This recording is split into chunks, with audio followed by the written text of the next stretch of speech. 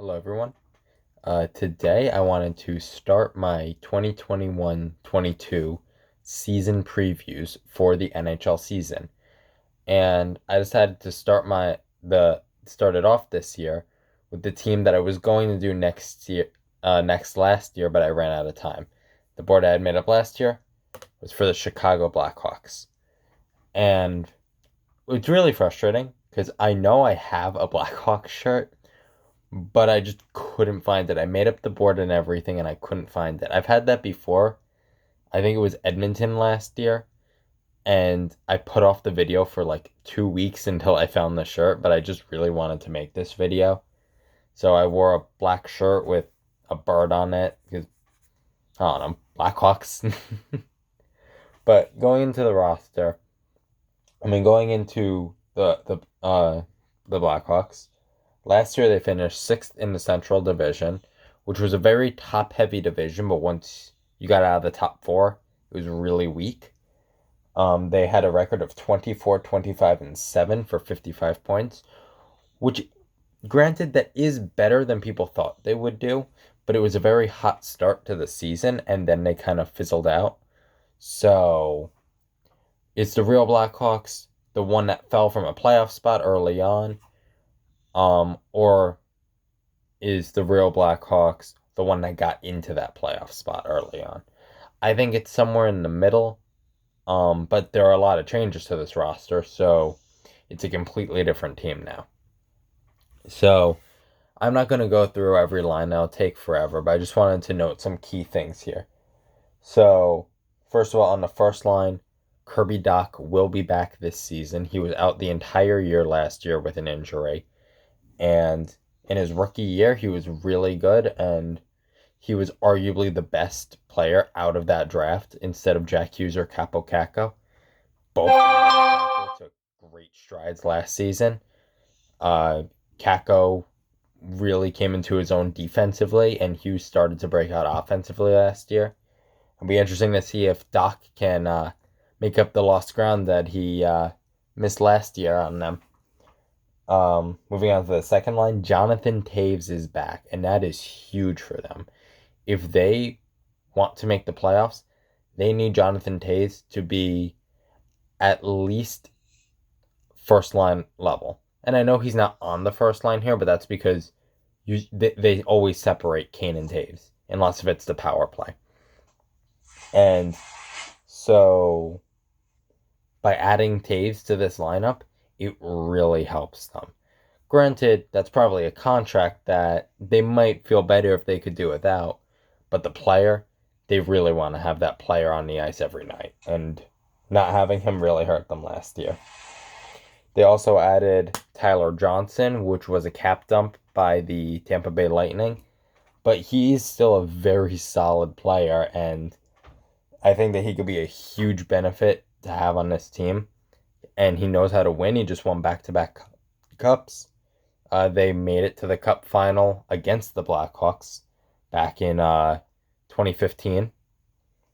And Johnson was a huge part of that cup run. So you have a lot of cup experience on this roster. So this is a team that once they make the playoffs, you never know what they could do.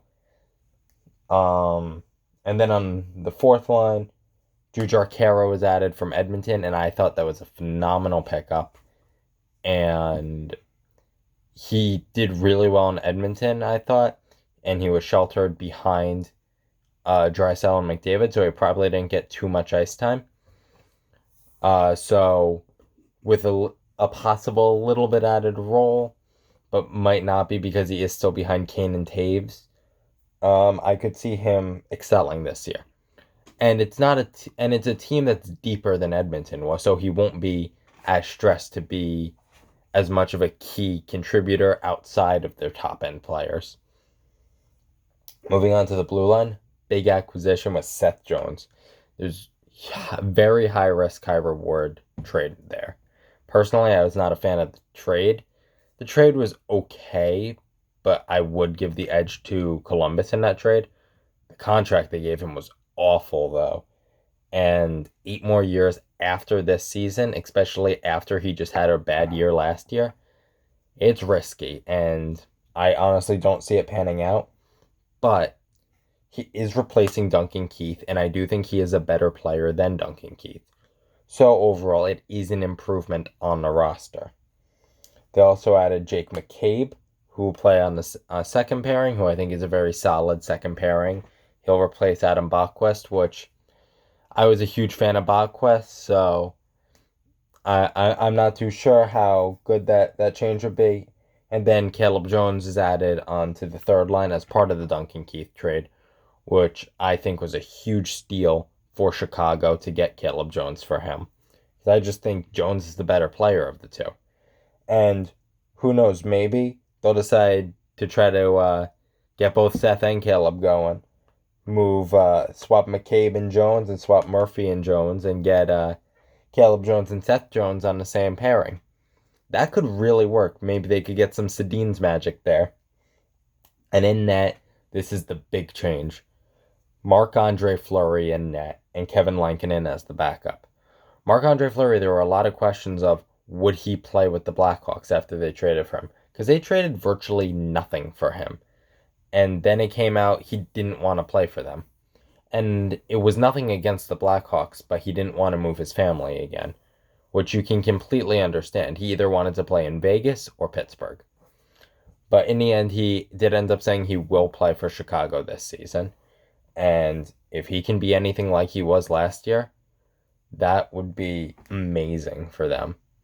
The only risk there is he is, I think, 36 years old, which for a goaltender, that's very risky to pick up a goalie that age. And goalies, when they move scenery, tend to not do as well. Jacob Markstrom kind of had a rough season last year. Matt Murray was awful with Ottawa. Granted, I wasn't a big fan of his in Pittsburgh. But generally, from what I've seen, goalies moving, it's a tough transition. And Kevin Lankinen as the backup, that's great. He was a very solid starter last year for them, and I wouldn't think that they'd be poorly off if Lankinen was still their starter. And now it just leaves the question of what do you do with Malcolm Subban? Because I do think he is an NHL level goalie, and a team like an Arizona or a Buffalo could really use him, I think. Arizona with Coronar, and I think it's Reimer as their tandem. It's very weak. So a guy like Subban might be able to push into the backup spot. I'm sorry, it's not Reimer, it's Hutton for Arizona. But that's still very weak. That's even weaker than what I was saying. And I do think Subban could push Hutton out of the lineup there. So key subtractions to the team. Duncan Keith, who, well, he wasn't anything like he used to be when he was really good and won cups with them. He was still played top minutes for them and was a key contributor on the team. And he's basically a shell of his former self. And it's actually really good to get other players into that role. The only thing that they'll miss is he was a fantastic leader for this team. Pius Suter, I have no idea why they let him walk. They could have at least gotten a second round pick if they qualified him and decided to trade him, I think. And throw him in on that third line instead of Borgstrom, and I think that you're really set there at center. That move just didn't make much sense to me, and I think it could hurt them. Zadorov, losing him, I don't think it'll hurt them too badly. They replace him with McCabe and Jones, so overall I think that it's a move that it really won't affect the team. And Adam Bachquest, I do think will hurt them a little bit, but I think that they made the right moves to replace him. The key stat that I wanted to focus on is the return of Jonathan Toews. And the last season that he played was the 2020 season, where in 70 games played, he had 18 goals and 42 assists for 60 points, which that is phenomenal. That is close enough to a point a game that you can say he's still a first-line player. The only risk here is he was just hurt and missed an entire season. It's not like that he had an ankle sprain and missed a week. He missed an entire year of hockey, and he could absolutely drop off. So, what is my prediction for them this season? Well, I think that this is a division that is very tough at the top, mainly. Colorado, Winnipeg, St. Louis.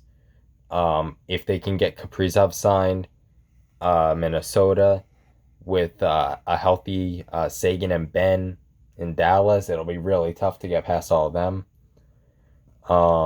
So if I were to guess, mainly based on the division, I could see them ending up anywhere from 7th to 4th in the Central Division.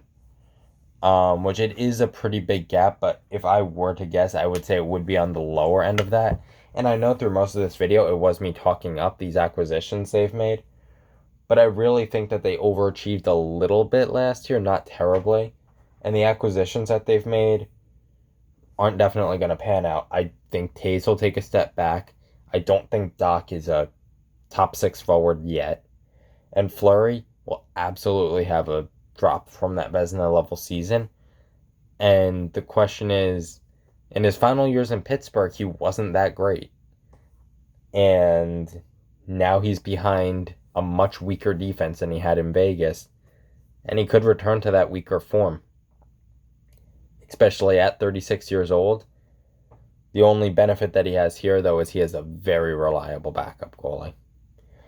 But I'm very curious what you guys think. Let me know. And let me know what team I should do next. Thank you for watching. I'll see you in the next one. Bye.